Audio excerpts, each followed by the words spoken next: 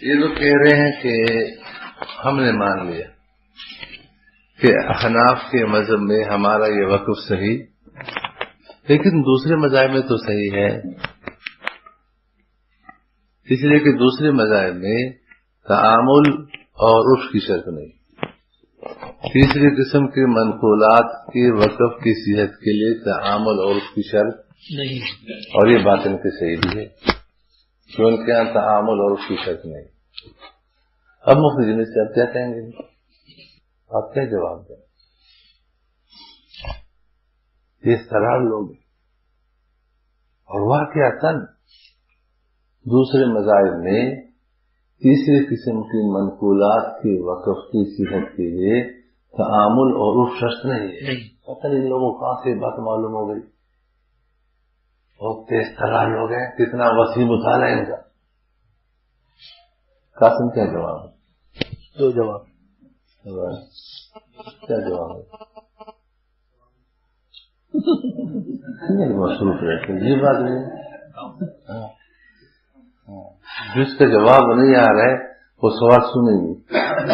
بھائی یہ لوگ کہہ رہے ہیں کہ احناف کے مذہب میں تو یہ صحیح نہیں ہے، اس لیے کہ تعامل نہیں ہے، لیکن دوسرے مذاہب میں تو تعامل کی شرط ہی نہیں ہے،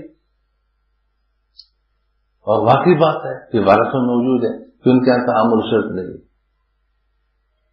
بغیر تعامل کی بھی صحیح۔ اب کیا جواب دیں گے؟ یہ تو اللہ کے بندے اتنے انہوں نے اسی میں اٹھا رہا ہے ان کا۔ اب مجھے سعید الرحمان دیکھ رہے کہ میں کیا جواب دوں گا،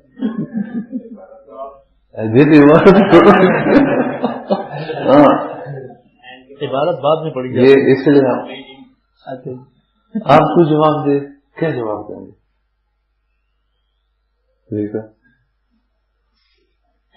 پھر میں اس لیے ان سے پوچھ رہا ہوں تاکہ ان کو دوسری تیسری مرتبہ دورے کرنے کی قدر معلوم، ورنہ شیطان کہتے تم نے ایک دفعہ دورہ کی کیسے، دو دفعہ دورہ کرنے کے باوجود ان کو اب جواب نہیں آ رہا، معلوم ہوتا ہے کتنی دفعہ کرنا چاہیے، حالانکہ جواب نے دیا ہے۔ تم نے اس کو کیوں بتایا؟ میں نے ابھی تک نہیں بتایا۔ ہاں آپ نے کس نے بتایا؟ کس نے بتایا؟ سوچتا انہوں نے بتایا۔ ہاں گم گیا۔ ہاں اشارے کیوں کرتے تھے؟ ہاں کیا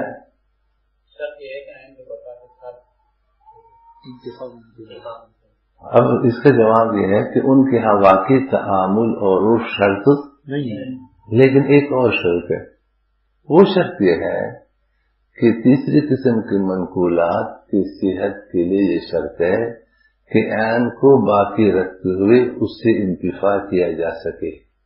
جیسے پنکھا کسی نے وقف کیا تو پنکھا رہے اور ہوا دیتا، یہ الماری ہے، ٹھیک ہے، یہ قرآن کریم ہے تو قرآن کریم کا نسخہ ویسے آ رہا ہے، لیکن اگر کسی نے مثال دی ہے اصل کو شہد کو وقف کیا تو جب تک شہد فنا نہ ہو جائے نفع حاصل کر سکتے ہو، کسی نے پھل کو وقف کیا تو جب تک پھل فنا نہ ہو جائے آپ نفع سمجھ گئے۔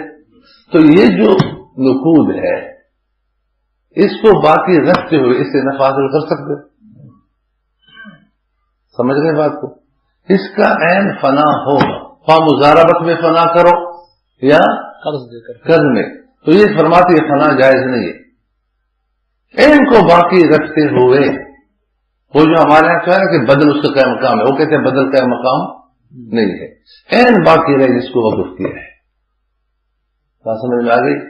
اس لیے آپ یہ کہیں گے کہ ہمارے نزدیک یہ وقف جائز نہیں، تعامل اور عرف نہ ہونے کی وجہ سے، اور ائمہ ثلاثہ رحمۃ اللہ جائز نہیں ہے عین کے عدم بقا کی وجہ سے، عین کے عدم بقا کی وجہ سے۔ ٹھیک ہے بات کو۔ دوسری وجہ میں پیش کر رہا ہوں، یہ کتابوں میں لکھا ہے کہ صحت وقف کے لیے قربت شرط ہے۔ قربت کا ہونا کیا ہے؟ شرط۔ اور قربت سے مراد قربت شرعیہ ہے، ورنہ مالدار کو بھی صدقہ دو تو صدقہ تو ہو جاتا ہے نفلی، کیا خیال ہے؟ تو قربت شرط ہے، قربت سے ان کے خاص قربت مراد ہے، وہ یہی ہے کہ یہ جو وقف ہے اصل میں فقراء کے لیے، کس کے لیے؟ اس لیے حضرات فرماتے ہیں کہ اگر موقوف علیہم سارے کے سارے اغنیاء ہوں تو پھر یہ وقف صحیح ہے، یہ وقف صحیح کسی کے نصیب بھی صحیح ہے۔ اگر موقوف علیہم کیا ہو؟ اغنیاء ہو تو وقف صحیح نہیں ہے۔ اب آپ لوگ بتائیے کہ ان کے وقف کا موقوف علیہم کون ہے؟ جو اس کو یعنی جو اس کی پالیسی خریدے، آج کل کی اصطلاح میں کیا خریدے؟ پالیسی خریدے، لیکن اس لیے کہ یہ 10 روپے چندہ قبول نہیں کرتے، یہ جو ان کے وکلا ہے نا، وکلا بنے ہوئے ہیں، آپ 10 روپے چندہ دے تاکہ میں 10 روپے دے کر موقوف علیہ بنوں، کہتے نہیں 10 روپے سے نہیں بنو گے، چلو 100 لے لو، کہتے 100 سے بھی نہیں بنو گے۔ کہتے ہیں چندے کا ہم نے یہ خاص شہڈول بنائے، شہڈول بنائے، اس راستے سے آؤ جس کا نام انہوں نے کیا رکھا ہے؟ پالیسی۔ یہ 1 پالیسی، 2 پالیسی، 3 پالیسی، 10 لاکھ کی پالیسی، 15 لاکھ کی پالیسی، 20 لاکھ کی پالیسی، کروڑ کی پالیسی، یہ پالیسی ہے نہیں، یہ پالیسی ہے اتنا چندہ دو۔ تو جو انہوں نے پالیسی بنائی ہے یہ پالیسیاں آپ لوگ بتائیے غریب آدمی لے سکتے؟ اس کے لینے والے کون ہوں گے؟ مالدار امیر ہوں گے، اور یہی ان کے موقوف علیہ ہیں۔ تو ان کے سارے موقوف علیہ کیا کون ہوں گے؟ اغنیاء ہوں گے، اور یہ کسی کے نزدیک کی جائز نہیں۔ نکالو پڑھو صفحہ نمبر 129، صفحہ نمبر 129 نکالے، شاباش۔ وجہ نمبر 2، فقط اغنیاء پر وقف جائز نہیں۔ وقف کے جواز کے لیے ایک شرط یہ بھی ہے کہ موقوف علیہم صرف اغنیاء نہ ہوں، ورنہ وقف جائز نہیں ہوگا، جبکہ تکافل کی پالیسی کی تفصیل سے معلوم ہوتا ہے کہ یہ وقف صرف اغنیاء ہی پر ہے، کیونکہ اس کی مختلف پالیسیاں صرف اغنیاء ہی لے سکتے ہیں۔ قال العلامۃ ابن عابدین رحمہ اللہ تعالی، لو وقف علی الاغنیاء وحدهم وحدهم کی ترکیب میں نہیں پوچھ رہا، یہ متکافلین سے پوچھنا چاہیے، جو تکافل کمپنی بنانے والے ہیں، وحدهم کا اعراب ان سے پوچھنا چاہیے کہ ترکیب میں کیا ہے۔ کمپنی بنانے کا شوق ہے، ترکیبی مفتی جمعیت سے پھر بتانا چاہیے، کیا خیال؟ یہ وحدهم حال ہے، کیا ہے؟ حال، منفردین کے معنی میں۔ کس کے معنی میں ہے؟ کس کے معنی میں؟ منفردین۔ ولو وقف علی الاغنیاء وحدهم اے حال کونہم منفردین، اس حال میں کہ وہ کیا ہو، اور حال بمنزل قید کے، قید کس کے ہوتا ہے؟ قید کے ہوتا ہے، اس کے لیے قید ہے کہ اغنیاء اکیلے ہی اغنیاء ہو، لم یجوز، تو یہ جائز نہیں۔ ہاں یہ لم آپ لوگوں نے تو نہیں بڑھا، پہلے سے لکھا ٹھیک ہے، لم یجوز کیوں؟ لأنه ليس بقربا۔ وقف میں اگر سب اغنیاء موقوف علیہ تو یہ قربت شرعیہ نہیں ہے۔ اب دیکھو یہ صریح عبارت ہے یا نہیں؟ جی ہاں صریح عبارت ہے یا نہیں؟ بالکل واضح عبارت ہے۔ آگے ایک اور وجہ،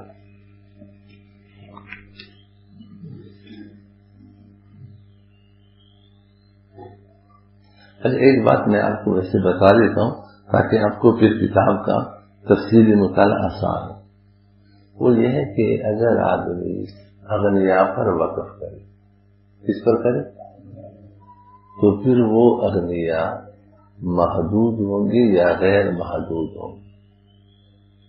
اگر محدود اور متعین ہے، محدود اور متعین، تو پھر یہ وقف ہونے کے اعتبار سے تو صحیح نہیں ہے، لیکن یہ وقف بمانے وسیع کی صحیح ہے۔ کیا ہے؟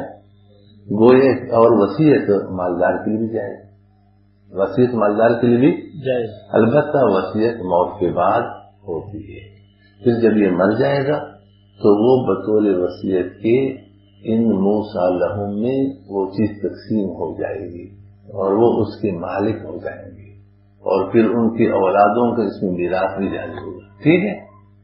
لیکن اگر مالدار غیر محدود ہے، کیا ہے؟ غیر محدود ہے، پھر یہ نہ وقفاً صحیح ہے نہ وصیتاً صحیح ہے۔ کیوں؟ اس لیے وقفاً تو اس لیے صحیح کہ اغنیاء ہیں، اور وصیتاً اس لیے کہ وصیت مجہول باطل ہے، یہاں پر مسلم کیا ہے؟ مجہول ہے، اس لیے وصیت بھی باطل ہے، یہ کلام لغو ہو جائے گا۔ یہ بات سمجھ میں آ گئی؟ یہ اب آپ لوگ مطالعہ کریں گے تو آپ کو بات سمجھ میں آ جائے گی۔ دیکھو تیسری وجہ، یہ دوسری وجہ ہو گئی کہ وقف صحیح نہیں ہے۔ تیسری وجہ، اگر کسی نے وقف اس طرح کیا کہ یہ وقف اغنیاء کے لیے ہے اور اغنیاء کے بعد فقراء کے لیے ہے، تو یہ وقف ایک شرط کے ساتھ جائز ہے، ایک شرط کے ساتھ جائز ہے۔ آپ لوگ نہیں سمجھتے میرے کیا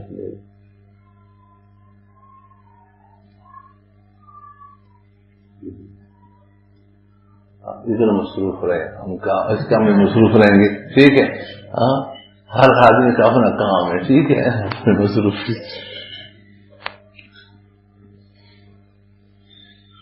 اس زمین سے اگر کہا یہ پہلے اغنیاء کے لیے ہے اور اس کے بعد کیا ہے؟ فقراء کے۔ ان لوگوں نے بھی کہا کہ ہم نے یہ لکھا ہے کہ اگر ہمارے تکافل کا دیوالیہ ہوگا گر پڑا اور یہ گاڑی چلتی ہے رک گئی، گاڑی کیا ہو گئی؟ رک گئی، تو پھر یہ اساس مساس سب غریبوں میں تقسیم کریں گے۔ کس میں تقسیم کریں گے؟ تو ہمارا وقف بھی تو فقراء کے لیے ہے، لیکن پہلے اغنیاء کے لیے اور بعد میں فقراء کے لیے ہے۔ تو ہم کہتے ہیں کہ واقعی یہ وقف صحیح ہے اگر پہلے اغنیاء کے لیے ہو بعد میں، لیکن ایک شرط ملا کیا ہے؟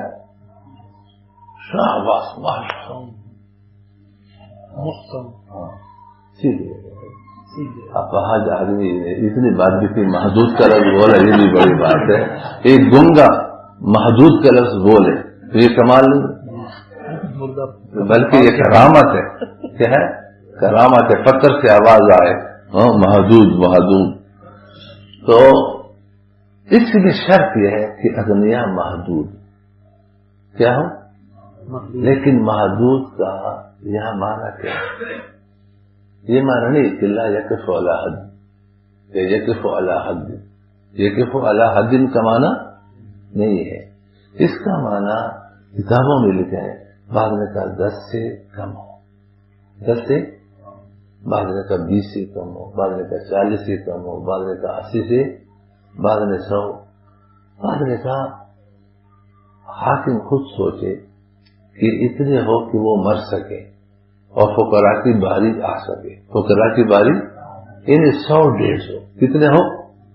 محدود کو مطلب 100 150 ہو، تاکہ یہ مر جائیں پھر ہمیشہ ہمیشہ کے لیے کس کے لیے ہو؟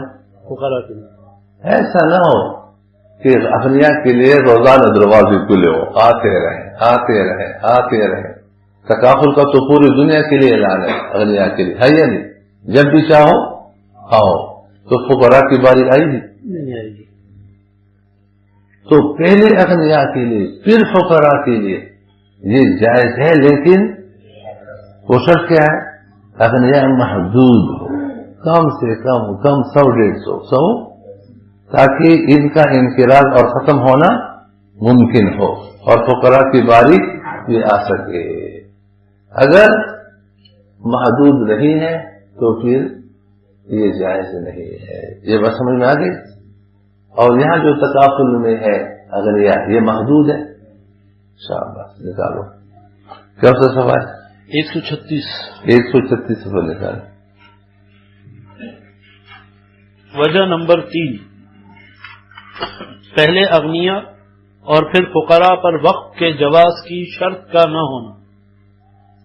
اگر کوئی کہے کہ تکافل میں پہلے اغنیاء اور پھر فقراء پر وقف ہوتا ہے اور یہ جائز ہے، تو یاد رہے کہ اس کا جواز اس شرط سے ہے کہ اغنیاء محصون اور محدود ہوں، جبکہ تکافل میں اغنیاء محصون اور محدود نہیں ہوتے، کما لا یخفا۔ صحیح بات ہے یعنی آگے عبارت پڑھیں۔ لا يجوز الوقف على الاغنیاء وحدهم ولو وقف على الاغنیاء وهم یحصون۔ دیکھو وہم یحصون، یہ جملہ حالیہ ہے یا نہیں؟ جی یہ واو حالیہ ہے نا؟ واو کیا ہے؟ اس حال میں کہ یہ اغنیاء کیا ہوں؟ محدود۔ محصون اور محدود ہوں۔ ثم بعدهم على الفقراء يجوز۔ یہ وہم یحصون آپ لوگوں نے کیوں نہیں پڑھا؟ کتاب منگوا لیں۔ اللہ سے ڈرو، اللہ سے ڈرو، کتابوں کا بھی اضافے نہ کرو، گناہ ہے۔ کیا ہے؟ ترمیم کی بھی اجازت نہیں اور اضافے کی بھی اجازت تو نہیں ہے، تو اگر ہے ٹھیک، کتاب منگوا کے دکھا دیتے۔ اصل میں لوگ کہتے ہیں نا تفریحات ایسے، ہم نے چند الفاظ سیکھے ہیں دوسرے کی بات کو رد کرنے کے لیے، پھر کہتے اس میں اختلاف ہے۔ اب تو آپ نے سیکھا اختلاف کا معنی آپ کو آتا ہے، جو مولوی کہتے اس میں اختلاف ہے، آپ کو تو اختلاف کس کو کہتے؟ آپ نے تو معنی معلوم ہے نا کہ ہر قول کس پر مبنی ہو؟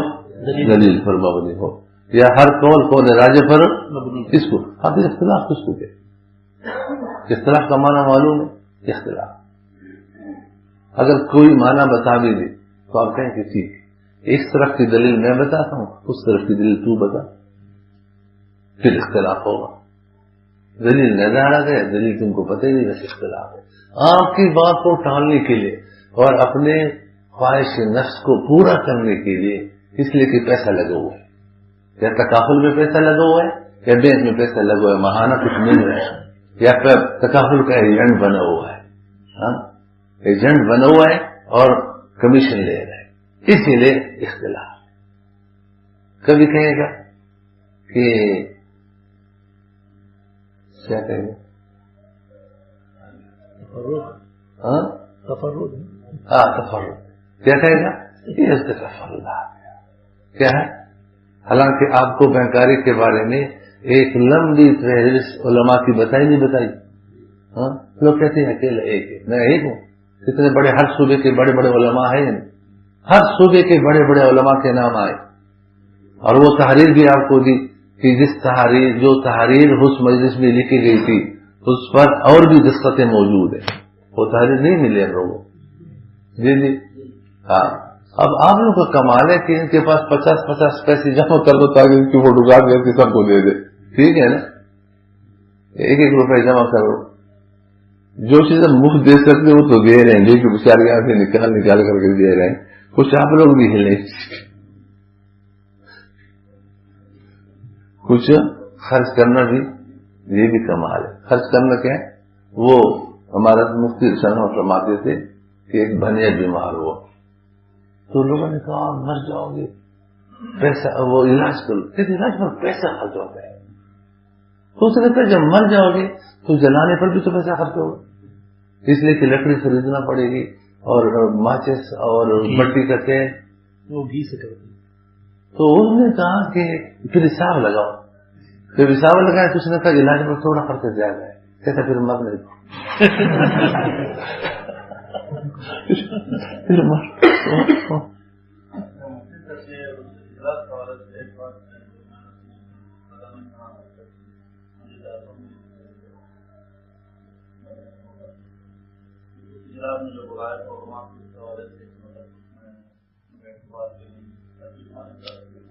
اس میں ان کو اس لیے کہ ان کو تو پہلے کتابیں موجود تھی، کتابیں کیا تھی؟ موجود تھی۔ اس میں حضرت شیخ رحمت اللہ علیہ انہوں نے یہ فیصلہ کیا کہ میں چونکہ استاد کیا ہوں تو میری ذمہ داری ہے کہ میں اپنے شاگرد کو متنبی کروں، تو حضرت شیخ رحمت اللہ نے یہ فیصلہ کیا کہ میں دارالعلوم جا رہا ہوں، ان کو اطلاع کہ میں تمہارے پاس آ رہا ہوں تاکہ ان کو بتاؤں کہ ہم نے اس پر غور فکر کر کے اس فیصلے پر پہنچے ہیں، فیصلہ کر چکے ہیں کہ یہ غلط ہے، تم اس کو چھوڑو، کل یہ نہ کہنا کسی نے بتایا نہیں. تو جب انہوں نے فون کیا تو انہوں نے کہا کہ میں خود آ رہا ہوں. آپ کہنے کے بجائے میں تو یہاں پر اس دن حضرت والا کوئی سفر بھی تھا تو تشریف لائے. تو جب تشریف لائے تو انہوں نے کہا کہ میں اس موضوع کی کچھ بات کرنا چاہتا ہوں. تو حضرت نے فرمایا کہ ہم نے آپ کو بات کے لیے نہیں بلایا. سمجھ گئے؟ آپ کو میں نے ایک بات بتانی تھی کہ ہم نے آپ کی کتابوں میں ساری باتیں پہلے سے موجود ہیں. ہم نے اس کو دیکھ کر کے یہ تمہارا نظام صحیح نہیں ہے، اس کو چھوڑ.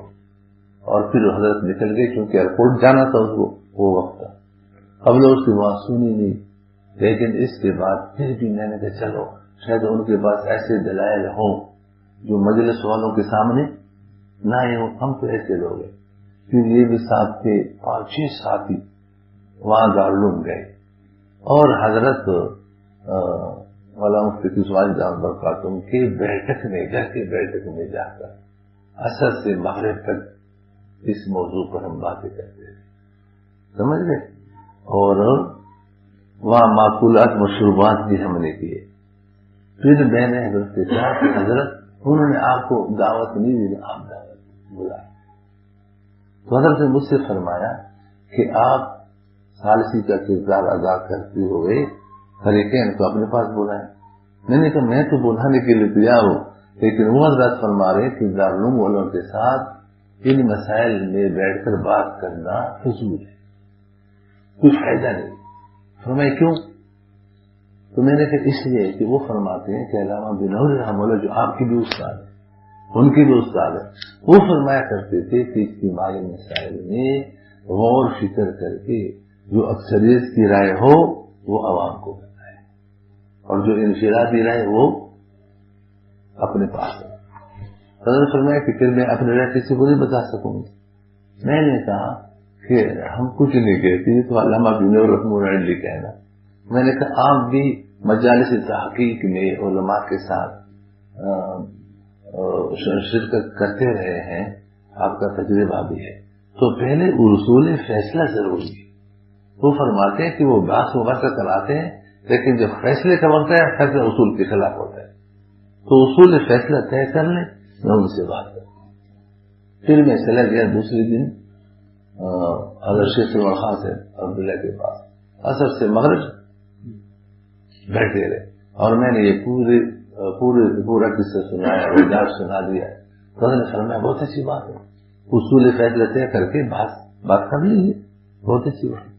پھر میں نے مفتی عثمانی سے کو فون کیا، انہوں نے مجھے خاص نمبر دیا اور میں نے مفتی تفضل سے کو بتایا کہ یہ لوگ تیار ہیں، اب آپ لوگ اصول فیصلہ طے کریں.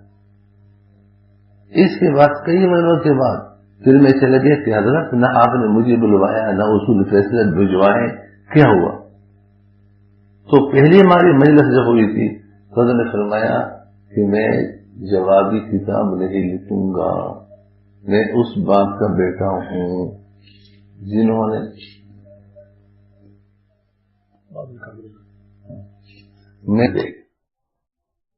یہ ہوتے نہیں تھے مفت میں دے رہے، اس کے دل میں مفت میں دینا ہے. زبان سے تو چندہ ہے لیکن دل میں کیا ہے کہ چندہ نہیں ہے، عوض ہے. اور کتابوں میں لکھا ہے دیکھو کیسے کیسے مسائل قواعد سے حل ہو جاتے ہیں. نیمتے کے بارے میں شادی کے بارے میں شامل ہونے لکھا ہے کہ اگر کوئی شادی کے موقع پر کسی کا یہ ہدیہ ہے ہماری طرف سے، تو اگر عرف یہ ہے کہ جب ہمارا شادی ہوگی تو آپ دیں گے، نیت یہ ہے، تو یہ قرض ہے، یہ ہدیہ. اب جب الفاظ میں ہدیہ ہے، الفاظ میں ایسا ہے، لیکن دل میں کیا ہے؟ قرض ہے کہ میں مفت میں نہیں دے رہا. مفت میں اس لیے مفت میں وہ مالک نہیں ہوگا، ان کی ذمہ قرض ہے، وہ واپس دینا پڑے گا. تو یہاں پر بھی یہ مفت میں دینے کے لیے تیار نہیں ہے. اور جب کہ انہوں نے پہلے شرط لگائی کہ چندہ کسی شرط سے مشروط نہ ہو. اور یہ تو کہہ رہے ہیں کہ میں بھائی چندہ اس لیے دے رہا ہوں کہ تم سے پالیسی خرید رہا ہوں، تم نے مجھے یہ پالیسی دینی ہے. اگر تدارک کا وعدہ یہ نہ کرے تو چندہ دیتا ہے. تو دل میں تو مفت نہیں ہے، دل میں تو یہ ہے. خود مانا ہے انہوں نے کہ چندہ دینے والا جب چندہ دیتا ہے تو اس کے دل میں یہ بات ہوتی ہے کہ مستقبل میں مجھے زیادہ ملے گا، اور اس زیادتی کے لیے یہ اپنے کو مجبور بھی کر سکتا ہے. اس لیے کچھ نہ کر کس کو قانونی اختیار ہے کس کو مجبور کرے، یعنی اتنا بڑا حق کس کو مل جاتا ہے، جبکہ انہوں نے خود اصرار کیے وَلَا تَمْنُن تَسْتَكْثِرْ، اس لیے کسی پر احسان نہ کرو یہ پھر مجھے زیادہ دے. اور عبداللہ بن عباس کا قول ہے لا تُعْطِ عطیہ تلتمس بها افضل منها، کسی کو اس لیے عطیہ مت دو یہ پھر زیادہ دے. هل جزاء الاحسان الا الاحسان، هل جزاء الاحسان یہ آپ کے لیے ہے کہ تیرے تک کوئی احسان کرے تو اس سے بہتر احسان کرو، اس کے لیے نہیں ہے کہ تو دوسرے کے ساتھ اس لیے کرے تاکہ وہ افضل احسان کرے. ہم ہر چیز کو الٹا بنا دیتے ہیں سوچ کے. اور یہ نیوتا کی مثال بھی دی ہے، اور لکھا ہے کہ اس میں اگر سری سود نہ بھی ہو تو شبہ ربا تو ہے، اور حدیث میں ہے دور ربا والریبا، دور ربا سود کو بھی چھوڑو اور شبہ سود کو بھی چھوڑو. یہ خود ان لوگوں نے مانا ہے، سمجھ گئے بات. تو یہ جنہوں نے چندے دیے ہیں دل میں چندہ ہے، جیسے مدارس کو آدمی مفت دے رہے ایسا ہے کہ دل میں عوض ہے، تو پھر چندہ کیسے تو قرض ہوگی، کیا ہو گیا قرض ہوگی. چلو، اور قرض پر نفع لینا سود ہے، پھر سود ہے. صفحہ نمبر 159. صفحہ نمبر 159. وجہ نمبر 6،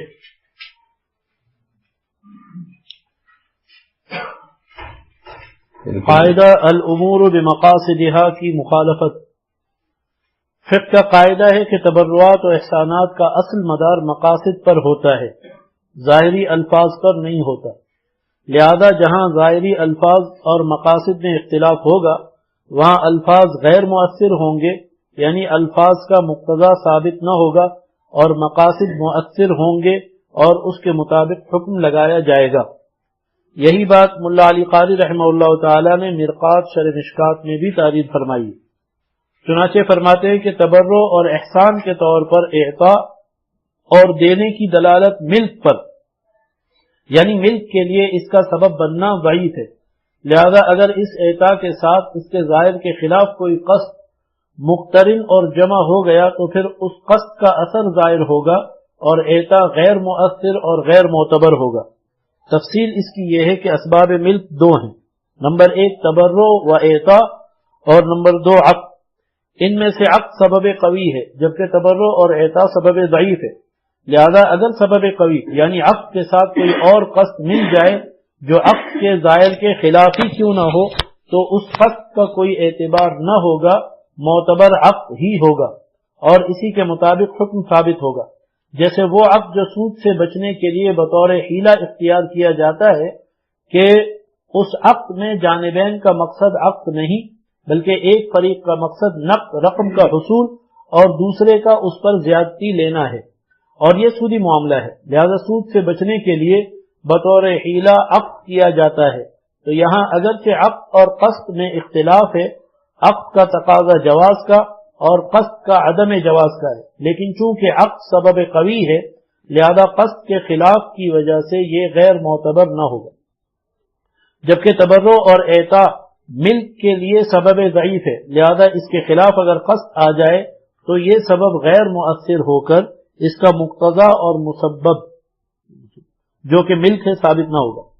قال الملا علی القاری رحمہ اللہ تعالی ففي كل هذه الصور وما أشبهها لا يملك الآخذ لقوله صلى الله عليه وسلم هدايا العمال غلول ولضعف دلالة الإعطاء على الملك أثر القصد المخرج له عن مقتضاه بخلاف العقد فإنه دال قوي على الملك فلم يؤثر فيه قصد قارنه على أن القصد هاهنا صالح وهو التخلص عن الربا. مرقات المفاتيح جلد 4 صفحہ 238. تبرع اور عطا کے غیر مؤثر ہونے کی بعض امثلہ۔ نمبر 1، امام غزالی رحمہ اللہ تعالی نے اس بات پر اجماع نقل کیا ہے کہ اگر کسی صاحب ثروت سے لوگوں کے سامنے مجمع میں سوال کیا گیا اور اس نے حیا اور شرم کی وجہ سے دیا، اگر تنہائی میں سوال کیا جاتا تو ہرگز نہ دیتا۔ اس صورت میں اس قاعدے کے پیش نظر لفظ اور عمل اعطا غیر معتبر ہوگا اور قصد عدم اعطا مؤثر ہوگا، اور رقم بدستور اس کی ملکیت میں باقی رہے گی، لینے والا نہ مالک ہوگا اور نہ ہی اس کے لیے استعمال جائز ہوگا۔ قال الملا علی القاری رحمہ اللہ تعالی وقد حكى الغزالی رحمہ اللہ ان من اعطى غیرہ شیئا وليس الباعث علیہ الا الحیاء من الناس، دیکھو لوگوں سے حیا کی وجہ سے، كأن سئل بحضرتهم شيئا فأعطاه إياه ولو كان وحده لم يعطه، اگر تنہائی میں سوال کرتا تو مولانا سعود الرحمان سے کوئی کچھ بھی نہ دے، کہتے آپ تشریف لے جا سکتے ہیں، میں سوچ رہا ہوں۔ الاجماع على حرمت اخذ مثل هذا، دیکھو اجماع اس پر ہے یا نہیں؟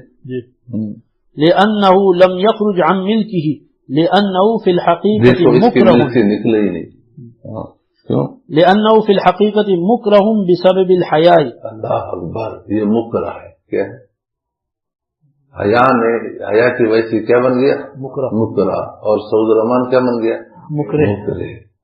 اللہ علماء جبر کرتے، پھر کہتے لوگ ظالم ہیں، اور بڑے ظالم تو یہ مولوی لوگ ہیں جو لوگوں پر جبر کر کر کے ان کی جیبوں سے پیسے نکالتے۔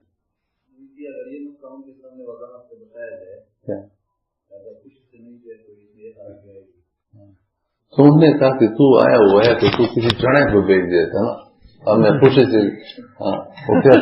پھر بھی دیکھتا میں دیتا نہ دیتا۔ اب تم کو یہ بھی جو میں کہہ رہا ہوں کہ خوشی سے دے رہا ہوں یہ بھی غلط ہے، اب اس کو واضح بھی کرو۔ وہ بھی بیچارہ شرماتے ہے کہ ہاں خوشی سے دے رہا ہوں، کہتے اس کو دیکھو کہ خوشی سے دے رہے، میں اندر سے مر رہا ہوں، یہ کہتے خوشی سے۔ اب میں اگر کیا کہوں، اگر یہ میں نے کہہ دیا کہ میں خوشی سے نہیں دے رہا ہوں تو تم اس سے کپڑے نکالے گا، ہاں پھر بھی چھوڑے گا کہاں؟ وہ تو مجبور ہے، وہ تو کہے گا کہ خوشی سے دے رہا ہوں، بلکہ اب تک آپ نے بڑی تکلیف کی ہے۔ لأنه في الحقيقة مكره بسبب الحياء فهو كالمكره بالسيف۔ چلو نقاط مخالف۔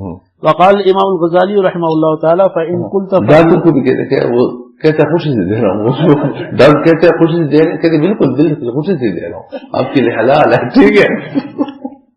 ادھر تلوار لٹکا رہے ہیں، ادھر کہتے کہ خوشی سے دے رہے ہو کیا مجبوراً دے رہا ہوں۔ اگر وہ کو پتہ کہ کہتے مجبوراً دے رہا ہوں تو مار رہے ہیں، تو کہتے نہیں دل کی خوشی سے، آپ ڈاکو ہیں، آپ کا تعاون بھی ضروری ہے، ٹھیک ہے، آپ کے ساتھ تعاون بھی ضروری ہے۔ ایک دفعہ ہم لیٹے ہوئے تھے تو دو مولوی لوگ باتیں کر رہے تھے کہ ایجنسی والے کیا ہوتے ہیں، ہمارے پاس تو آتے ہیں تو، اور ان لوگوں کو کیا ہے ہدایت دینا کیا ہے، حرام ہے، حرام، اور یہ کہہ رہے ہیں کہ وہ غریب نہیں ہو سکتے، مولوی لوگ خود رشوت دیتے ہوئے خوش، پھر دوسروں کو چینی دینے تو اور کیا کریں، خوش ہو رہے ہیں کہ ماشاء اللہ نے ہم کیسے قوت دی دوسروں کو اطلاع کر سکتے۔ چلیں۔ وقال الامام الغزالی رحمہ اللہ تعالی فإن قلت فإن أخذ مع العلم بأن باعث المعطي هو الحياء منه او من الحاضرین، دیکھو من الحیاء منہ سے کون مراد ہے؟ من السائل جو مانگ رہے ہیں، سعود الرحمان صاحب کے چہرے سے ان کو حیا آ رہی ہے، ٹھیک ہے نا، ہاں، ولولاہ او من الحاضرین یا جو ہم بیٹھے ہوئے ہیں، ہاں، تو مولانا افضل کو ہم سے کیا آ رہی ہے حیا، ہاں، ولولاہ لم ابتدأہ به قال هو حلال او شبہ فاقول ذلك حرام محض، صاحب یہ خالص حلال ہے، یہ معنی ہے کیا خالص حرام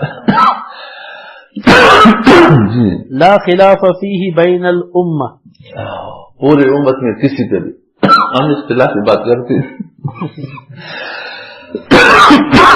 جی، وحکم حکم وحکمہ وحکمہ حکم اخذ مال الغیر بالضرب والمصادرہ اذ لا گراؤ فرق اٹھاؤ، دوسرے کو گرا کر اس کی جیب میں کاٹو، ٹھیک ہے، لیکن کرائے کے پیسے دے دو، پھر آپ ظالم نہیں ہیں، ٹھیک ہے، بقول بعض لوگوں کے اذ لا فرق بین ان يضرب ظاہر جلده بسیاط الخشب او يضرب باطن قلبه بصوت الحیاء وخوف الملام وضرب الباطن اشد نکایتا فی قلوب العقلاء۔ احیاء العلوم جلد 4 صفحہ 2۔ وہ سب ہے کہ ڈاکو کو کم دے، لیکن اس کو یہ جو مہر ہے یہ مہر ایسا خطرناک ہے کہ ہو سکتا ہے اس سے زیادہ نہیں کروائے۔ نمبر 2، کسی نے اپنی عزت کی حفاظت کی خاطر دوسرے کو کچھ دیا تاکہ نہ دینے کی صورت میں مجھ پر تبصرے نہ کرے اور دوسروں کے سامنے مجھے بدنام نہ کرے۔ وہ آپ کو یاد ہے ابو عوان رحم اللہ کے بارے میں کہ ایک دوست ان کا تھا وائس، تو وہ کہتا ہے اللہ تعالیٰ اس کے مالک کو جو ہے خیر عطا فرمائے، اس نے ان کو آزاد کیا ہے، اللہ دنیا خرچ میں نوازے۔ پھر بیان کر رہا ہے، کہتا ہے بھائی فلاں کے لیے دعا کرو، انہوں نے فلاں غلام کو آزاد کیا، اللہ جزائے خیر عطا فرمائے۔ تو لوگوں نے کہا کیا آپ نے آزاد کیا؟ اس نے کہا آزاد کرنا پڑے گا، وہ نہیں چھوڑے گا، نہیں سمجھ کے ہر جگہ پر اس نے کہا آزاد ہے۔ اس نے کہا کہ اس وائس کے دعاؤں نے اس کو آزاد کر ہر جگہ۔ اب اس کو پتہ ہے کہ اگر میں نے اس کو نہیں دیا جہاں بیٹھے گا، میں مولانا اظہر کے پاس دیا تھا 1 روپے بھی نہیں دیا، میں مولانا اظہر کے پاس دیا تھا، لوگوں نے بڑی میں نے شور سن تھی، 1 روپے بھی جیسے دل نہیں دیا۔ تو اس کو پتہ ہے جہاں بیٹھے گا تو میرے خیر نہیں، میرے کپڑے اتارے گا، تو اس کے منہ کو بند کرو، ٹھیک ہے۔ تو فرمایا کہ یہ بھی کیا ہے، حرام ہے، جائز نہیں ہے۔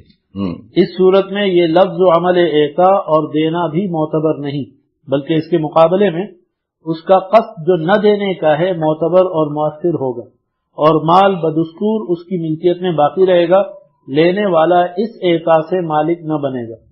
نمبر 3، کسی کو حاکم یا عامل و قاضی یا امیر کے بارے میں یہ بات معلوم ہو کہ جب تک کچھ دوں گا نہیں نہ تو یہ حق کا فیصلہ کریں گے اور نہ ہی مجھ سے حق اور سچ کو قبول کریں گے، پھر کچھ ہدیہ اور تحفے کے نام پر دیا تو اس اعطاء اور دینے سے نہ تو مال دینے والے کی ملکیت سے نکلے گا اور نہ ہی لینے والا مالک بنے گا، بلکہ دینے والے کا قصد جو نہ دینے کا تھا مؤثر ہو کر اس مال کا دینے والا بدستور مالک رہے گا۔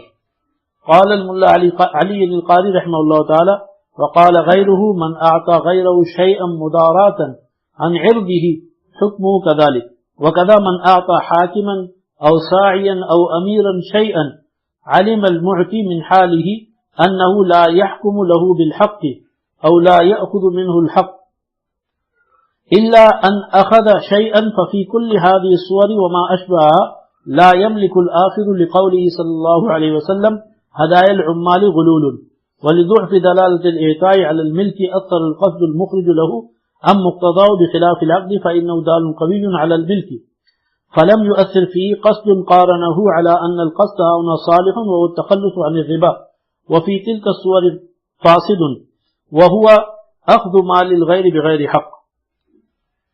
مرقات المفاتيح۔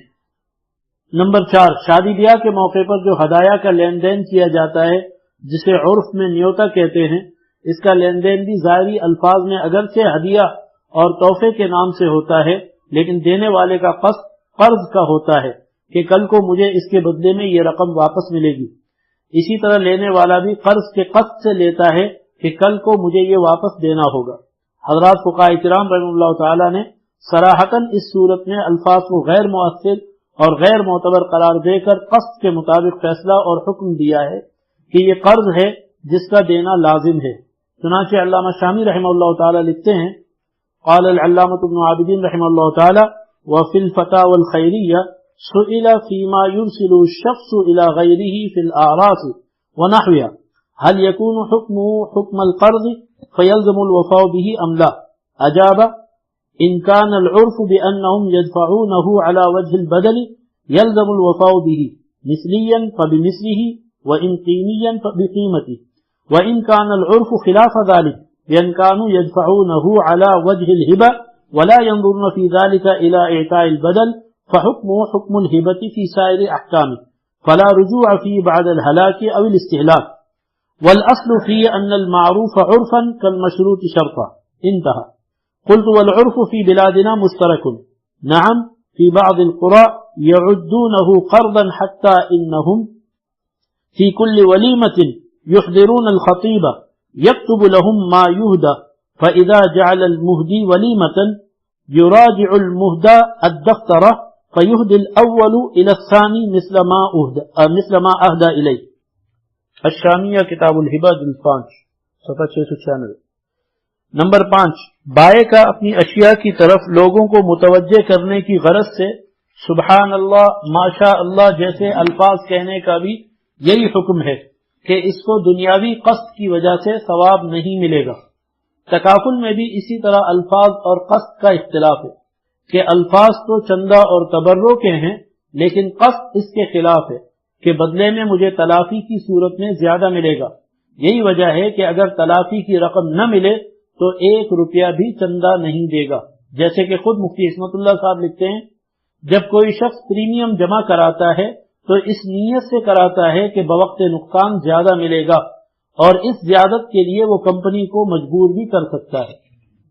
مانتے نہیں مانتے تو ان نیت میں اور الفاظ میں فرق ہے، فرق نہیں تو کس کا اعتبار ہوگا؟ نیت تو قرض ہوگا نہیں ہوگا اس کے نیچے، اور قرض پر زیادہ لینا کیا ہے؟ سود. تکافل کی شرعی حیثیت صفحہ 140. لہذا مذکورہ بالا قاعدے کے پیش نظر الفاظ کا اعتبار نہیں ہوگا. جیسے لوگوں کے سامنے مجمع میں اعطاء یعنی چندہ دینے کا اعتبار نہیں کیا گیا بلکہ اس کا قصد مؤثر ہوگا کہ چندہ اس غرض سے دے رہا ہے کہ اس چندے کی وجہ سے مجھے کل کو زیادہ رقم ملے گی. الحاصل تکافل کمپنی اور وقف فنڈ کے ساتھ پالیسی ہولڈر کا معاملہ فی سبیل اللہ چندے کا نہیں بلکہ قرض کا ہے.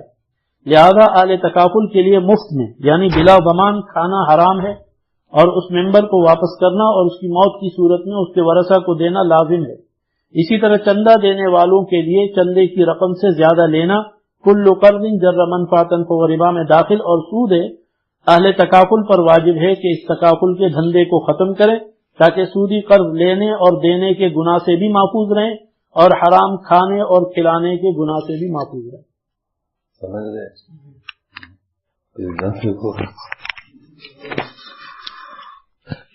اس کی تحلیل کرو. ٹھیک ہے. ایک وجہ اور یہ بڑا اہم ہے، میں زبانی بیان کرتا ہوں تو کتاب میں خود دیکھو. ٹھیک ہے. وہ یہ ہے کہ ایک قاعدہ کتابوں میں ہے کہ العبرۃ بالمعانی، العبرۃ للمعانی، کہ اس کا مطلب یہ ہے کہ عقود میں معانی اور حقیقت کا اعتبار ہے، الفاظ کا پھر اعتبار نہیں. یعنی اگر الفاظ اور معانی، الفاظ اور معانی اور حقیقت، الفاظ اور حقیقت میں اگر اختلاف ہوا تو پھر حقیقت کو لیں گے، الفاظ کو نہیں لیں گے. سمجھ گئے؟ اگر الفاظ اور حقیقت دونوں ایک ہے تو ٹھیک ہے، اگر اختلاف ہوا تو پھر حقیقت کو لیں گے، الفاظ کو نہیں. یہ قاعدہ معاملات سے متعلق ہے. کس سے متعلق ہے؟ معاملات سے، کہ معاملات میں حقیقت اور الفاظ سے اختلاف ہوگا تو حقیقت پر فتویٰ دیا جائے گا، الفاظ پر. آپ لوگ جانتے ہیں کہ کفالہ اور حوالہ میں فرق. کفالہ میں کفیل سے بھی مطالبہ کیا جا سکتا ہے جو ضامن ہے، اور یہ جس کا کفیل بنا ہے اس سے بھی مطالبہ کیا جا سکتا ہے. اور حوالہ میں مختار علیہ سے مطالبہ کیا جا سکتا ہے اور جس کا وہ مختار علیہ بنا ہے اس سے مطالبہ نہیں کیا جا سکتا ہے. اب اگر ایک آدمی نے دوسرے سے کہا کہ میں مقرض سے کہا کہ میں اس مقروض کا کفیل ہوں، آپ بس آئندہ مجھ سے ہی مطالبہ کرے، اس سے مطالبہ نہ کرے اور نہ آپ کو حق آتے ہیں، اس نے قبول کیا. تو یہ لفظ کفالہ کا ہے لیکن یہ کیا ہے؟ حوالہ. اور اگر کسی نے کہا کہ اس نے قرض میرے حوالے کیا ہے، میں اس کا محتاج علیہ ہوں، ٹھیک ہے، لیکن آپ کو اس سے بھی مطالبے کا حق حاصل ہے، مجھے سے بھی مطالبے کا حق حاصل ہے، تو یہ حقیقت کیا ہے؟ کفالہ کی ہے۔ تو کتابوں میں لکھا ہے کہ اگرچہ الفاظ حوالہ کے ہیں لیکن یہاں حقیقت کفالہ کی، تو اس کو کفالہ کہا جائے گا اور کفالہ کے احکام جاری ہوں گے۔ سمجھ گئے بات کو؟ اسی طرح میں نے ان سے کہا کہ یہ کتاب میں نے آپ کو ہبہ کر دیا، اس شرط سے کہ آپ مجھے یہ گھڑی ہبہ کر دیں، تو الفاظ کس کے ہیں؟ لیکن حقیقت مبادل المال بالمال، مبادل المال، اسی لیے اگر بیع کی صحت کی تمام شرطیں موجود ہیں تو پھر یہ صحیح ہے، اگر بیع کی صحت کی شرطیں موجود نہیں تو پھر صحیح بس سمجھ میں آ گئی؟ الفاظ کس کے ہیں؟ ہبہ کے ہیں، لیکن حقیقت بیع کی ہے۔ اس طرح مختلف مثالیں ہیں۔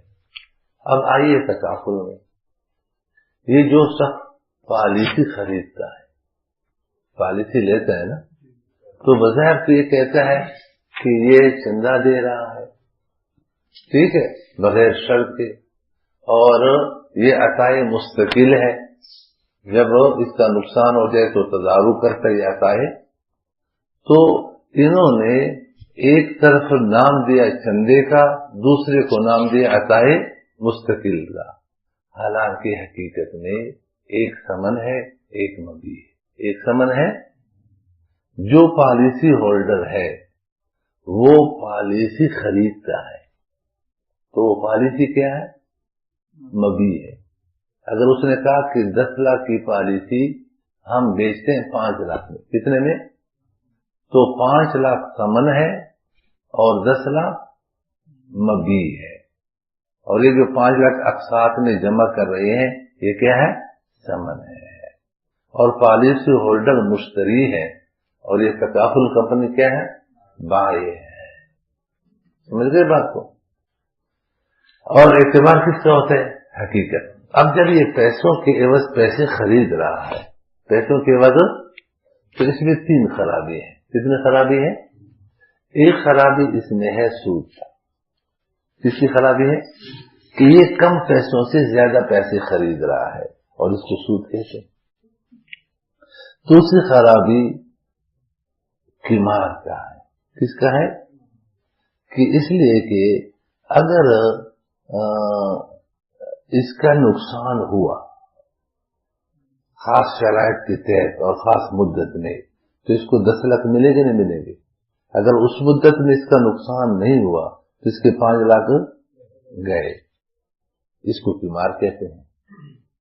اور تیسری خرابی غرر کا ہے۔ آپ نے ہدایت میں پڑھا ہے نا، کسی میں غرر ہے، کسی نے کہا یہ ہوا کا پرندہ میں نے بیچ دیا، تو اس میں غرر ہے، ہو سکتا ہے کہ اس کو شکار کر لے، ہو سکتا ہے بعد میں شکار نہ کر سکے، تو یہاں پر بھی غرر ہے۔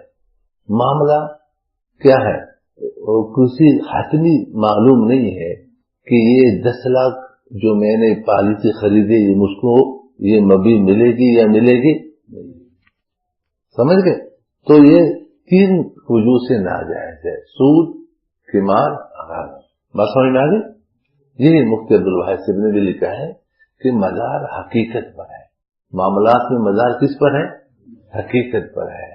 تو یہاں پر اس کی حقیقت یہ ہے کہ جو پالیسی ہولڈر ہے وہ بائع، وہ مشتری ہے پالیسی، اور پالیسی مبیع ہے، اس کو خریدتا ہے، اور جو اقساط یہ جمع کر رہے ہیں یہ ثمن ہے، اور تکافل کمپنی کیا ہے؟ بائع ہے، وہ بیچ رہے ہیں پالیسی۔ بات سمجھ میں آ گئی؟ تو اس میں 3 خرابی ہے۔ باقی کتاب میں یہ وجہ آپ لوگ تفصیل سے خود پڑھیں۔ اب میں تھوڑی تصویر کا مسئلہ پیش کروں۔ تصویر کے سلسلے میں دوستو اکثر علماء تو یہی فرما رہے ہیں کہ اسکرین پر جو شبیہ نظر آ رہی جاندار کی، یا موبائل کی اسکرین پر، کمپیوٹر کی اسکرین پر، یہ بھی تصویر ہے اور حرام اور ناجائز ہے، ٹھیک ہے؟ جو لوگ اس کو جائز فرماتے ہیں، کیا فرماتے ہیں؟ کیا فرماتے ہیں؟ جائز۔ ان کی 2 جماعتیں ہیں۔ کتنی جماعتیں ہیں؟ 2 جماعتیں ہیں۔ دلیل کے اعتبار سے جواز میں تو متفق ہیں، لیکن دلیل کے اعتبار سے کتنے جماعتیں ہیں؟ اچھا ایک بات یہ بھی آتی ہے، ہمارا دعویٰ یہ ہے کہ جو اس کو جائز کہتے ہیں وہ ان کے پاس کوئی دلیل نہیں ہے، کوئی دلیل ہے، اور دلیل تو درکنار، ایسا شبہ جو ناشی ان دلیل ہو، ایسا شبہ بھی نہیں، اور جو شبہ غیر ناشی ان دلیل ہو وہ تو وسوسہ ہے، اس کا تو اعتبار ہی نہیں ہے، لیکن ایسا شبہ جو ناشی ان دلیل ہوگی ان کے پاس میں نے کتنا بڑا دعویٰ کیا، حالانکہ لوگ دعوے چھوٹے کرتے ہیں، ہلکا دعویٰ کرتے اس کا ثبوت ثابت کرنا آسان ہو جائے، لیکن مسئلہ تصویر کیا ہے، اس لیے بڑے دعوے کرتے ہیں۔ بس سمجھ میں آ گئی؟ اب ان کی دو جماعتیں، ایک جماعت کا کہنا یہ ہے کہ یہ جو جاندار کی شبیہ اسکرین پر نظر آتی ہے یہ جاندار کی شبیہ کی وہ 4 اقسام جن کا حکم نص سے ثابت ہے، یہ ان میں سے نہیں ہے، یہ کوئی الگ قسم ہے۔ اقسام 4 منصوصہ، مجسمہ، تصویر، عکس، ظل منسائے، یہ پہلے سے موجود ہے یا نہیں؟ مجسمہ کا ذکر، تماثیل وغیرہ کا ذکر قرآن و حدیث میں ہے یا نہیں؟ ہے۔ تصاویر اس کا بھی ذکر حدیثوں میں ہے یا نہیں؟ اور عکس کا ذکر ہے یا نہیں؟ جب آئینے میں عکس نظر آئے تو دعا پڑھو، اس کا ذکر ہے یا نہیں؟ اسی طریقے پر ذل سائے کا ذکر ہے نہیں؟ وزیر اعظم قرآن میں بھی ہے کہ مومن جب سجدہ کرتا ہے تو اس کا سایہ بھی سجدہ کرتا ہے۔ تو قرآن کریم میں ظلال کا ذکر ہے، حدیث میں بھی سایہ کا ذکر آیا ہے۔ تو یہ 4 اقسام، جاندار کی شبیہ کی 4 اقسام یہ منصوص ہیں، ان میں 2 حرام ہیں، 2 جائز۔ مجسمہ کہو حرام، تصویر، عکس جائز، ظل اور سایہ جائز۔ اب یہ اگر فرماتے ہیں کہ جو اسکرین کی شبیہ ہے جاندار کی، یہ اقسام 4 میں کسی میں داخل نہیں، پھر داخل نہیں ہے تو اب ان میں سے کسی کا حکم ہم منتقل کریں گے اس کی طرف، یہ غیر منصوص ہے، اور غیر منصوص میں پھر قیاس کے ذریعے سے منصوص کے حکم کو منتقل کیا جاتا ہے۔ صحیح؟ اب وہ حضرت فرماتے ہیں کہ اب یوں کیا جائے گا کہ ہم غور کریں گے کہ یہ اسکرین کی جو شبیہ ہے یہ تصویر کے ساتھ زیادہ مشابہ ہے یا عکس اور ذل کے ساتھ زیادہ مشابہ ہے۔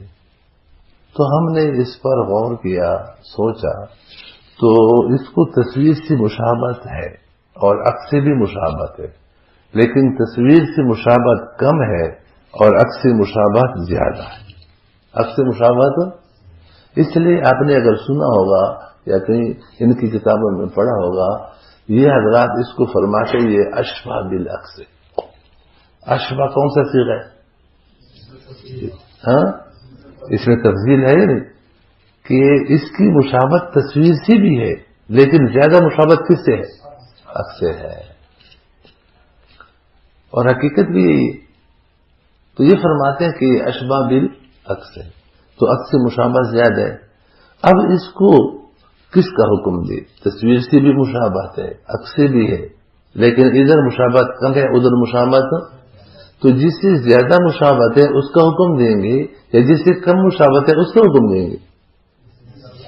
اور زیادہ مشابہت اور عکس جائز ہے تو یہ بھی، یہ ان کی دلیل۔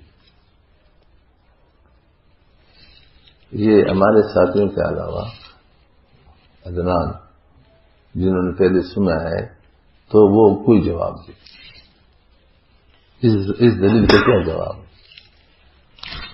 کتنی مضبوط دلیل ہے ان کی، اور میں کہتے ہیں ان کے پاس دلیل ہے ہی نہیں، بلکہ صبح ناشی دلیل بھی نہیں۔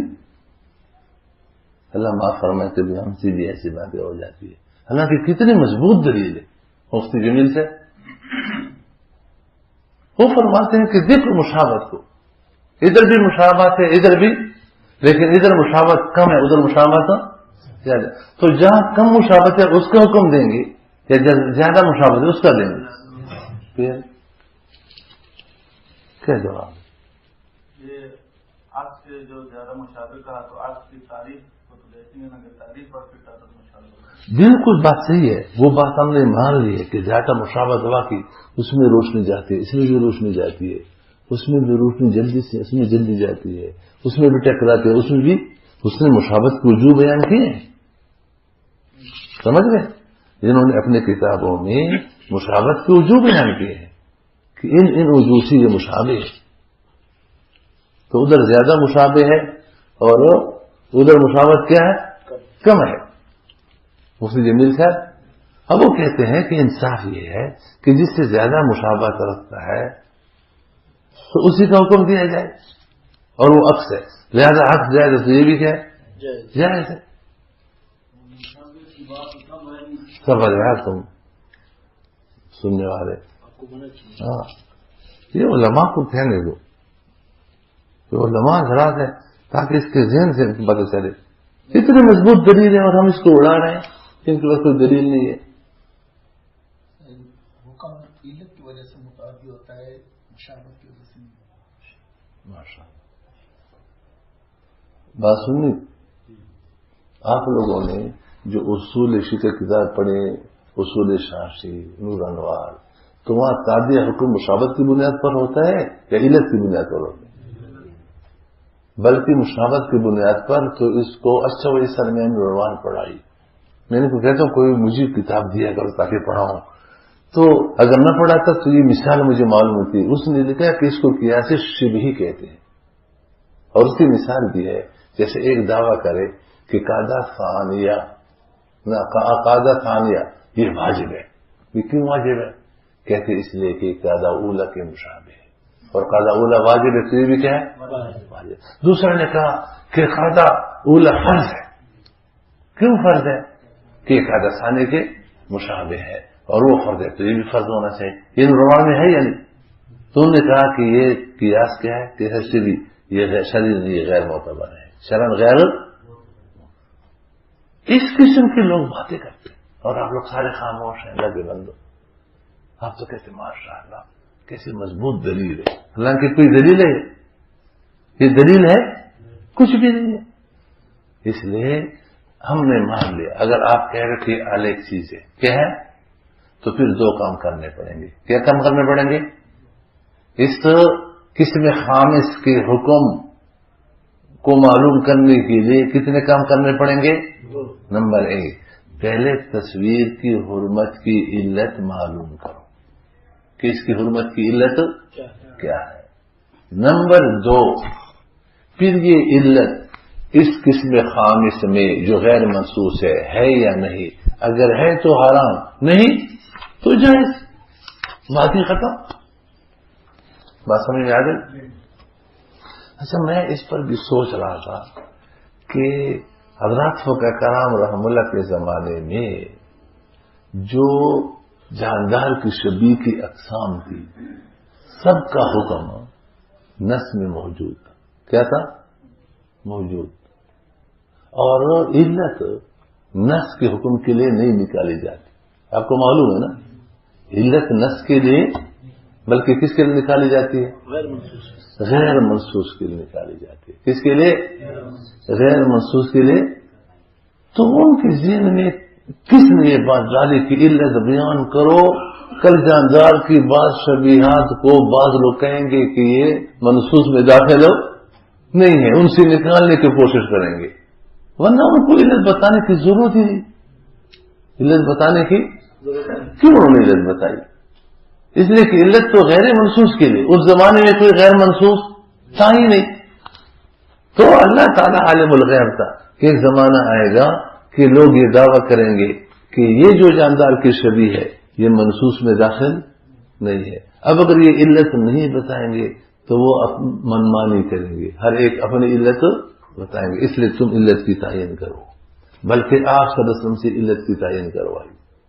اچھا اس سے پہلے کہ مشابہت پر حکم کا مدار نہیں ہے بلکہ حکم کا مدار علت پر ہے. ایک مثال پہلے دوں. آپ لوگ جانتے ہو شراب حرام ہے، ٹھیک ہے. اب آپ کے پاس ایک مشروب ہے گلاس کے اندر، اس کا رنگ شراب کی طرح، رنگ کس کی طرح؟ شراب کی طرح آپ نے بنا دیا. اس کا ذائقہ بھی آپ نے شراب کی طرح بنا دیا، اس میں جو بو ہے وہ بھی آپ نے شراب کی طرح، ٹھیک ہے. اور اس کا وہ بھی مائع ہے، یہ بھی بہنے والی چیز ہے. طریقہ استعمال بھی دونوں کا ہے. شراب بھی لوگ پیتے ہیں، اس کو بھی پیا جاتا ہے. یہ مشابہت ہے یا نہیں؟ کئی چیزوں میں مشابہت ہے لیکن مسکر نہیں. کیا نہیں؟ شراب کی حرمت کی علت کیا ہے؟ اسکار ہے. کیا ہے؟ اسکار، مسکر ہونا. تو یہ اسکار ہے، تو یہ اسکار اس میں نہیں ہے، تو اب اس کو آپ حرام کہیں گے؟ مشابہت تو ہے. چلو چرس ہیرون، اس کا رنگ شراب کی طرح ہے، اس کا ذائقہ شراب کی طرح ہے، اس کی شکل شراب کی طرح ہے. وہ مائع ہے، یہ ٹھوس ہے، طریقہ استعمال بھی الگ ہے. لیکن جو علت اسکار ہے دونوں میں ہے یا نہیں؟ اگر مشابہت پر حکم ہو تو پھر تو ہیرون اور چرس کیا ہونا چاہیے؟ حلال ہونا چاہیے، جائز ہونا چاہیے، اور وہ حرام ہونا چاہیے. یا علت موجود ہے، اس کی علت موجود ہے. حرمت کی علت جو اسکار ہے وہ اس میں موجود ہے یا نہیں؟ اس لیے وہ حرام ہے. اچھا، بعد میں کہتے ہیں کہ پہلے آپ اس کی، جیسا بھی نے کہا نا کہ اصل کی تعریف کر کے اس میں داخل کرنا، تو داخل کرنا بھی ضروری نہیں. داخل کرنا بھی، ہیرون کو کوئی شراب کہتا ہے کہ شراب کی دو قسمیں ہیں، ایک مائع شراب، ایک ٹوس شراب. کسی نے ٹوس شراب یہ کہا ہے، اس کو شراب کے افراد میں داخل نہیں کیا. ہیرون کو کوئی شراب نہیں کہتا، ہیرون کو ہیرون کہا جاتا ہے، لیکن علت کے ہونے کی وجہ سے کیا ہے؟ یہ حرام ہے. بات سمجھ میں آ گئی؟ اب آئیے یہاں پر بھی ہمارے ذمہ دو کام ہے. نمبر ایک، علت حرمت معلوم کیجئے.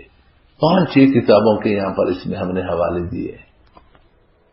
اس میں لکھا ہے کہ تصویر کی حرمت کی علت، مجسمہ کی حرمت کی علت مزاحات لخلق اللہ ہے. مزاحات، صفت تخلیق میں اللہ تعالی کی نقالی کرنا. اور خود تکملہ میں حضرت مفتی صاحب نے لکھا ہے کہ خود رسول اللہ صلی اللہ علیہ وسلم سے یہ علت ثابت ہے. آپ لوگوں نے اصول فقہ میں پڑھا ہوگا کہ اگر علت مستنبطہ ہو، کسی مجتہد نے استنباط کیا ہے، تو اس علت کی بنیاد پر جو احکام ثابت ہوں گے وہ ظنی ہوں گے. لیکن اگر علت حدیث سے ثابت ہے تو پھر اس علت کی بنیاد پر جو احکام ثابت ہوں گے وہ احکام قطعی ہوں گے. یہ پڑھا نہیں پڑھا؟ تو یہاں پر علت بھی کیا ہے؟ وہ حدیث سے ثابت ہے. وہ میں مدرس، آپ لوگوں نے اصول فقہ نہیں پڑھا، یہ بات آپ لوگوں نے روح میں نہیں پڑھی کہ علت مستنبطہ ہے یا علت منسوسہ ہے. اگر مستنبطہ ہے تو پھر کیا ثابت ہوگا؟ ظنی کو. اگر منسوس ہے تو اور یہ منسوسہ ہے تو علت حرمت کیا ہے؟ مزاحات لخلق. اب اس پر کوئی اشکال کر سکتا ہے کہ جب آپ آئینہ کے سامنے کھڑے ہوں یا پانی کے سامنے کھڑے ہو تو اندر آپ کی جاندار کی شبیہ ہے یا نہیں؟ تو یہ بھی تو مزاحات لخلق اللہ ہے. یہ بھی کیا ہے؟ مزاحات لخلق اللہ ہے. 1 گھنٹے تک آپ کھڑے ہیں، وہ اندر ہے، تو پھر یہ بھی حرام ہونا چاہیے، جبکہ یہ حرام ہو نہیں. اس کا سمجھ گئے؟ جواب سنو، آپ کو جواب آ رہا ہے کیا ہے؟ اچھا ماشاء اللہ. قرآن کریم میں ہے کہ لا یکلف اللہ نفسا الا وسعها.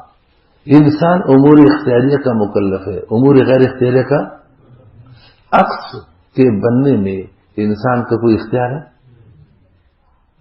جب بھی چمکدار چیز کے سامنے جائے گا تو عکس بنے گا. اگر یہ نہ بھی چاہے تو بھی بنے گا. اس کے بننے میں انسان کی صنعت اختیار کو کوئی دخل، جبکہ تصویر کے بننے میں انسان کی صنعت اور اختیار ہے. اب پتہ چلا کہ وہ مزاحات لخلق اللہ جس میں انسان کی صنعت اور اختیار کو دخل ہو، وہ صنعت وہ کہ مزاحات لخلق اللہ مع سنت اختیار. پوری علت کیا ہو گئی؟ مزاحات لخلق اللہ مع سنت اختیار. اب یہ علت ہے حرمت کے لیے. یہ جہاں پر ہوگی وہ کیا ہے؟ حرام. جہاں پر نہیں ہے حلال ہے، جائز ہے. اب آئی اسکرین پر جو منظر نظر آ رہی ہے، یہ منظر خود بخود بنی ہے یا اس کو باقاعدہ کیمرے کے ذریعے سے بنایا گیا؟ اور پھر بنانے کے لیے کیمرہ بھی انسان نے صنعت کر کے بنایا ہے. پھر جب اسکرین پر دکھاتے ہیں تو وہ بھی انسان اپنے اختیار سے چلا کر کے دکھاتا نہیں دکھاتا. اول سے لے کر آخر تک پورا انسان کی صنعت اور اختیار کے تابع ہے یا نہیں؟ تو یہ مزاحات لخلق مع صنعت اور اختیار ہے یا نہیں؟ تو علت جب حرمت کی موجود ہے تو کیا ہوگی؟ آپ اس کو اشبہ بالعص کہیں، آپ اس کو عص کہیں، آپ اس کو ذل کہیں، جو بھی نام دیں، ہمارا مدار نام پر علت پر مدار ہے. اگر حرمت کی علت اس کے اندر موجود ہے تو یہ سبھی کیا ہے؟ بس اس علت کو آپ لوگ پکڑیں. قیامت تک بھی جانزار کی شبیہ کی جتنے بھی قسمیں وجود میں آئیں سب کا حکم معلوم ہوگا. کل آپ کو ہوا میں لوگ تصویر دکھائیں گے جانزار کی شبیہ. تو مزاحات لخلق اللہ مع سنت اختیار ہے تو حرام ہے، نہیں ہے تو جائز ہے. ایک بات آپ کو بتائیں، ہم لوگ علماء ہیں کہ میں نے جو مع سنت اختیار کی صد لگائی اشکال کے جواب، کیسے نہیں اشکال جواب کی ضرورت نہیں ہے، اس لیے کہ مزاحات یہ بابی مفعال ہے. کون سا باب ہے؟ اور یہ متعدی ہے. سمجھے؟ صفت تخلیق میں اللہ کی نقالی کرنا، اور نقالی جب انسان کرتے ہیں تو اپنے اختیار اور سند سے کرے گا نہیں کرے گا؟ خود یہ اس میں داخل ہے. اور جو عکس وہاں پر نقالی، وہ نقالی کرنا نہیں ہے، نقل ہونا ہے. اس لیے فقہ کی کتابوں میں جہاں عکس کی تعریف ہوگی وہاں پر ہوگا ینتبع، کیا کرے گا؟ انتباع. انفعال کون سا باب ہے؟ متعدی لازم ہے یا نہیں؟ تو ینتبع انتباع کا لفظ آئے گا کہ خود بخود منقش ہو جاتا ہے، تباہ ہو جاتا ہے. ٹھیک ہے. اور جہاں تصویر کہے گا صور یصور تصویراً، باب تفعیل ہے یا نہیں؟ یہ متعدی ہے کہ بناتا ہے، سورج بناتا ہے، یہ کرتا ہے، وہ کرتا ہے. تو عکس یہ لازم ہے اور تصویر کیا ہے؟ متعدی ہے، فعل متعدی ہے. تو اس لیے مزاحات یہ باب مفعلہ ہے اور یہ کیا ہے؟ متعدی ہے. اور اس کا معنی ہے نقالی کرنا. نقالی کرنا، اور عکس میں نقالی کرنا نہیں ہے بلکہ نقل ہونا ہے. نقل، آپ کی شکل ادھر نقل ہو جاتی ہے خود بخود. آپ نے وہاں نقالی کی نہیں، نقالی ہوئی ہے، نقالی کی. اور علت کیا ہے؟ نقالی کرنا. تو یہ جو تصویر کی نظر آ رہی ہے کیا ہے؟ یہ بات سمجھ میں آ گئی؟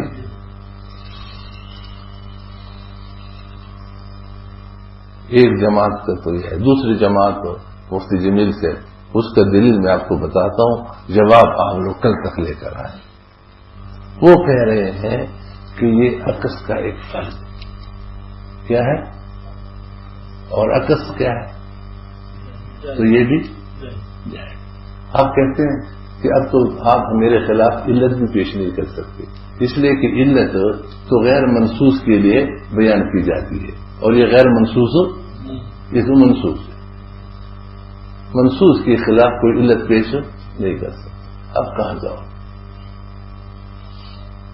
دورے کرا رہے ہو، سمجھ گئے تو ٹھیک ہے. جو کہتے ہیں کیا ہے، یہ ایک الگ قسم غیر منصوص ہے، اس کے خلاف تو ہم نے علت پیش کر دی، کتابوں کے حوالے میں پیش کر دیے. لیکن وہ کہتے ہیں کہ ہم اس کو غیر منصوص نہیں کہتے، یہ منصوص میں سے ہے اور منصوص میں عکس میں داخل ہے. بنا متورمان سے اب وہ کہتے ہیں اب علت کہاں تمہاری گئی؟ اب تمہاری علت والی بات ہی نہیں چلتی، اس لیے کہ علت آدمی کس کے خلاف پیش کرتا ہے. اب کیا کہو؟ کل تک آپ لوگ سوچیں کن کو کیا کریں.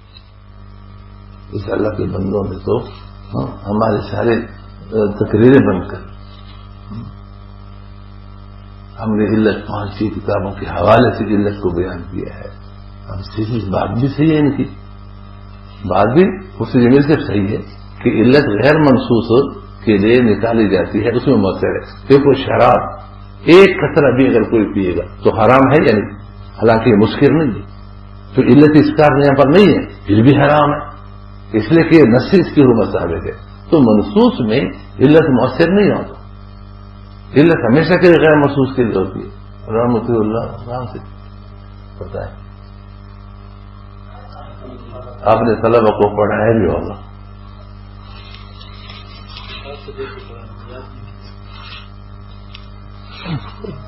میرا دل چاہتا ہے کہ آپ لوگ ایسے بات یہ سارے مسائل زبانیں یاد کر کے، لیکن اس کی ضرورت ہے آپ لوگ تکرار بھی کریں، آپس میں ایک دوسرے پہ بیٹھ کر کے سمجھائیں. پھر دیکھو